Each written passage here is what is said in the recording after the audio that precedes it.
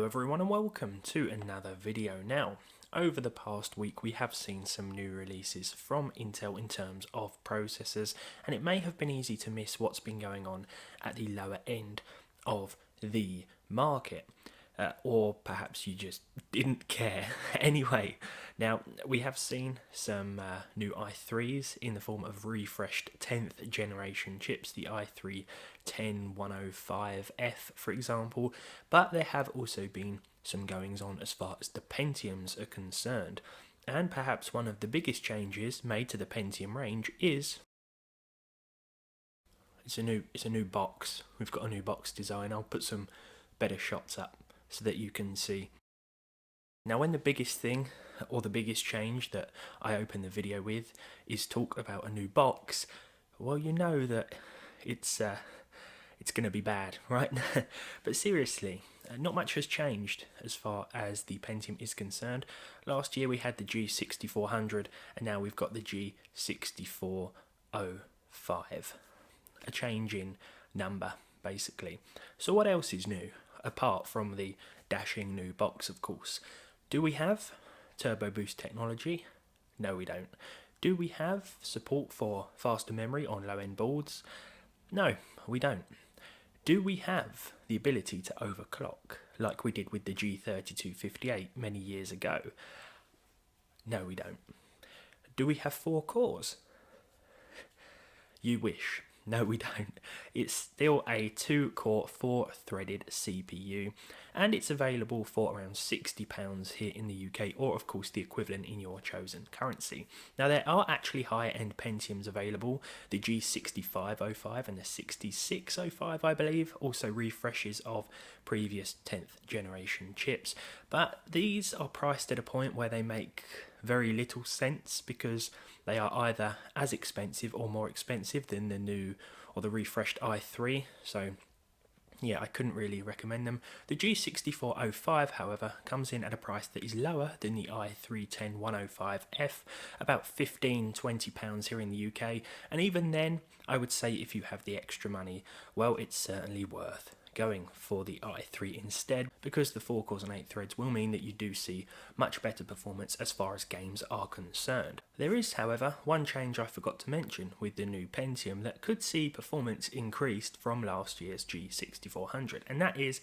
a whopping 100 MHz core clock speed increase. That's right, gone are the days of the slow 4 GHz G6400. Now we have the super fast 4.1 GHz G6405. Why does this thing exist?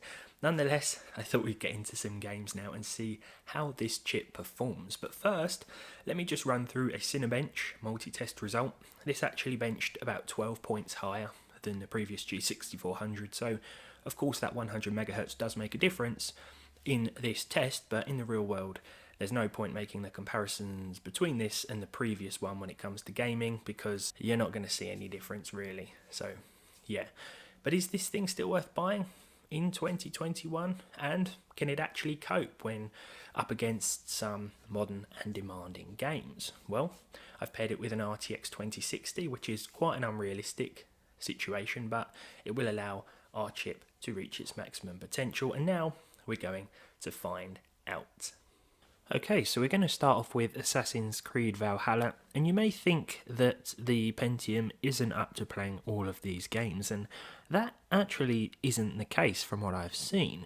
This is also the case with the G6400, so if you do want one of these, it all depends on which one you can get cheaper. They both work in socket 1200 motherboards. From what I've seen, you don't need to do a BIOS update, at least not with my board. You can see that whilst the CPU usage is hovering around 90%, whilst we're sort of riding through the snow in the middle of nowhere, the GPU really isn't doing that much, and that does of course indicate that we are experiencing a CPU bottleneck, which I think was probably obvious from the start of this video. I think you pretty much knew that that was going to occur. As we move into busier areas, there are certainly some frame dips, and the CPU usage will make its way up towards 95 to 100%, but as you can see, we are still seeing a pretty decent frame rate. Now, there are going to be dips, but let's say you plan to upgrade to something faster. later down the line, an i3 or an i5, perhaps even an i7 or i9. Let's say your usual shopping place has none in stock. You could buy one of these as a temporary solution and still get away with running some of your favourite games.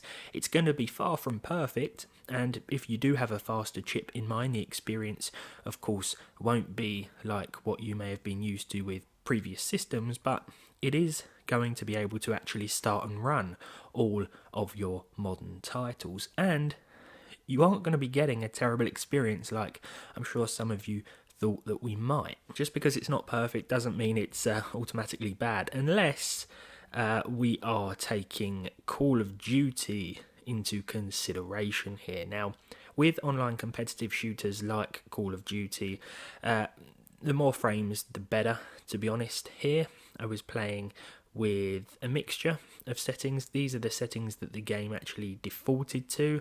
Every map is going to vary, to be honest, in terms of performance, but here, while we were seeing a decent average figure, the 100% usage on the CPU is going to cause a lot of dips, and this may put you off or may affect your online gameplay, of course, especially when you're at 60 frames per second 1 minute and then all of a sudden you're getting 38 frames per second. It's quite a juddery experience, and as you can see by the frame time graph here, which has got more spikes than Bart Simpson's head, yeah, it's not going to be a perfect experience, to be honest. But of course this is going to be the same with every 2-core 4-threaded chip. This is just a very CPU intensive title. Now somehow Crysis Remastered did not seem to care that we were using a 2-core 4-threaded chip at all. The average was still over 100 FPS. There has been a recent DLSS update with Crysis, and during that update I think CPU usage and performance was also fixed, because I don't recall seeing performance like this with previous G6400 tests. We are running on the low settings here, just for the sake of a higher frame rate, to be honest, and I wasn't sure what to expect going into this. As you can see though, once again, the CPU is bottlenecking the system here. We are running it on the stock cooler as well. Now I've heard that with the new refreshed i3s, they have got a new cooler, an all black design, but with the Pentiums, the cooler is exactly the same as the ones that we've been getting previously with other chips. It does, however, do a sufficient job of keeping this thing sort of cool, around 50 to 60 degrees most of the time, and to be honest, it is very quiet. It's almost inaudible even when I'm playing games like Crysis here. You can see that the frame rate is still actually really good, and the fact that we do have a dual-core processor in the system doesn't seem to bother Crysis one bit. It is a pretty decent experience, and even with a lower end card, you shouldn't worry about the Pentium holding you back here. It is on paper, of course, judging by the figures, but when it comes to actual gameplay, well, as you can see, it's really quite smooth. Okay, so now it's the big one. I wasn't doing anything particularly demanding in Cyberpunk 2077. I chose this piece of road to drive along here. If we hop into the settings, you can see that we are using medium. This applies to the textures as well. We are using full render scaling at 1080p. The crowd density is also set to low as well. The processor is, of course, maxing out a lot of the time at 100%, but we are still seeing okay frame rates. Now, of course, there are going to be issues with Cyberpunk. 4 cores or more are definitely recommended, as with every game tested today, really, but yeah, the Pentium still starts the game and it runs somewhat okay. It's not a terrible experience. If we were using a 2-core chip, in fact, if we just turned hyper-threading off here, then yeah, it would be an absolute stutter fest. The same may actually occur though when you do head into Night City, when you get amongst the crowds, things like that. But to be honest, it really wasn't as bad as I thought it might be going into it. I can't help thinking about the i3 though. If where you live the price is as close as it is here, then the i3 is definitely worth going for over the Pentium chips. I really wish Intel would update these to 4 cores. You know, we've seen improvements with the i3s over the years. They've not only received a bump in core count, but they've got hyper-threading as well. I'm not even asking for hyper-threading, to be honest. I'd just like to see 4 cores with these Pentiums. Perhaps bump the Celerons up to 2-core 4-threaded chips. They're currently running with just 2 cores, and they could really benefit from hyper-threading. That's what I'd like to see with the next generation of Intel chips, I think, at the lower end. 4 cores for the Pentiums, 4 threads for the Celerons. Here, back to Red Dead Redemption 2, and the gameplay is going to be fine whilst you're outside of town, but if we make our way to Valentine, this is where we're going to see a lot of issues. The more NPCs on screen, the more it plays havoc with our processor. Though we are still maintaining a plus 30 FPS experience here for the most part. It is a bit of a shock to the system though when you're running at 60 frames per second outside of town, and then all of a sudden the game drops to 30 in an almost instant. Finally then, it's Dirt 5, and this was quite an odd result because it actually turned out that the RTX 2060 was the bottleneck here a lot of the time.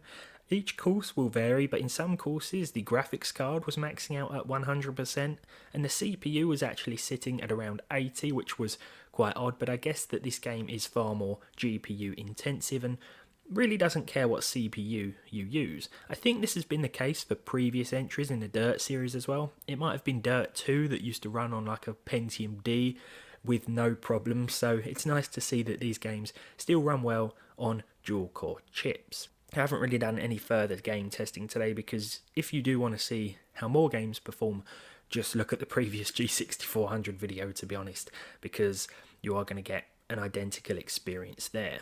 So, these Pentiums do exist. They have been refreshed for whatever reason. A 100 MHz core clock speed increase has been applied, again for whatever reason. I hope we do see bigger changes with the next generation. As I say, 4 cores would be nice, but for a cheap option, these can still start and run all of your favourite games, albeit with some stutters. But I think you probably already knew that. Thank you very much for watching this video then. If you enjoyed it, leave a like on it, leave a dislike if you didn't. Subscribe to the channel if you haven't done so already, and hopefully I'll see all of you in the next one.